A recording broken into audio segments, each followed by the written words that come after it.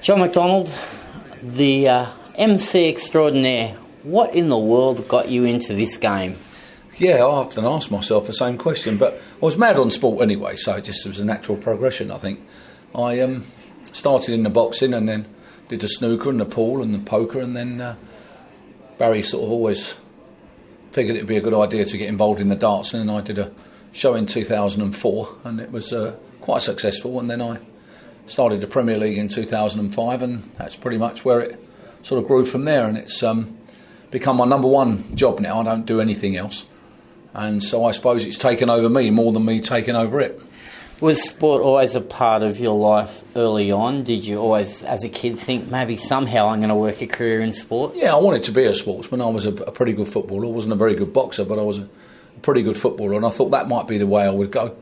I've always loved sport, and I went to a very sporting school, so that helped.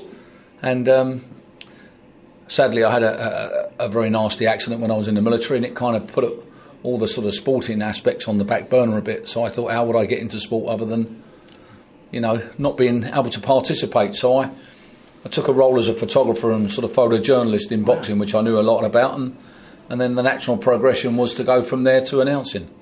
So I'd always wanted to be involved in sport, and I suppose I'm quite lucky to have ended up there.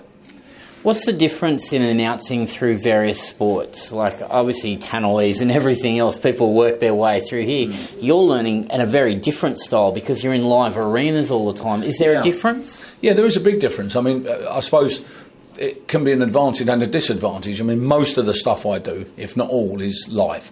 So there's very little room for error, and there's very little room to do anything else. When some people come to exhibitions or see me when I'm not live, they see a slightly different side to me, and I think it's quite a surprise to them that I can actually do more than just bring on a player.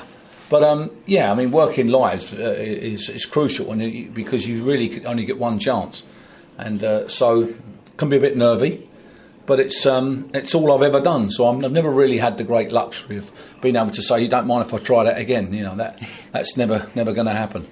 We know that wrestlers, for example, who learn their scripts, and after a number of times the crowd kind of sing along with them. Does it any time get awkward where the crowd are expecting you to say something? Yeah, it does, and it's quite interesting when you see them join in as well. They try and keep the world going as long as me. I mean. I just think the players deserve like a really big build-up, and it's nice when the crowd get involved because they know as much about the player, if not more, than most of us. Fans are pretty good, aren't they? They tend to know more about their favourite players than any of us. So yeah, I mean it's quite different. It's quite difficult sometimes when you see people anticipating what you're going to say. Now I know that. I mean, everybody was sad that Phil Taylor left, but I know that you were particularly sad because you talk about champion of the world. Did that really make you, do you think? I think it was, fortunately for me, it was the first match I ever did involve Phil Taylor. So I thought long and hard weeks before I got the job. I was given the job, and it was a pay-per-view event, a big, massive event where Phil took on the Viking Andy Fordham in a pay-per-view event on Sky. And they wanted to build it up in a bit like a main event boxing match. And I thought long and hard about how I would do Phil, with the record breaking, the history making. I tried to make it all work.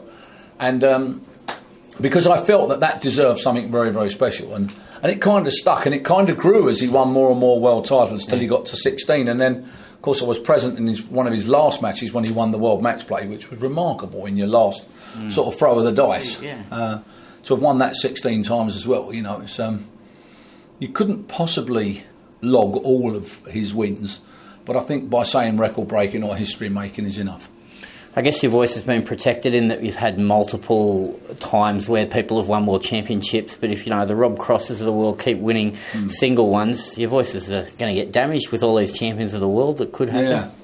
Yeah, that's a very good point. I mean, it's we've seen Van Gerwen now with 3, and it's going stronger and stronger, and Rob won his one, and yeah, I mean, will there be another 16-time world champion? Well, who knows? I mean, both of those have won world titles before Phil won his first one, age-wise.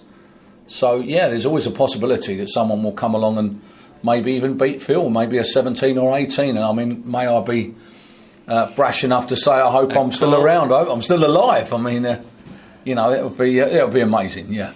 We know Russ Bray's a very good mate. He comes out here regularly. I don't know whether it's true that to get away from you or not. Yeah. What is it about you two that really make you tick? I don't know. I just think he befriended me when I first joined. A lot of things in common. We like doing the same things. So that's quite nice. And we come from a sort of very similar background, really. You know, we both come from areas of London, and both our fathers served in the Royal Navy. And I don't know if that makes a lot of difference, but, you know, we brought up with quite disciplined households. And I just think we just become friends, and it just sort of, the friendship grew, really. And you always need someone when you're on tour. When you're away from home a lot of the time, like we do, you need friends. And, you know, he's a very, very good friend to me. John McDonald, thank you for joining us. It's always a pleasure. Great job.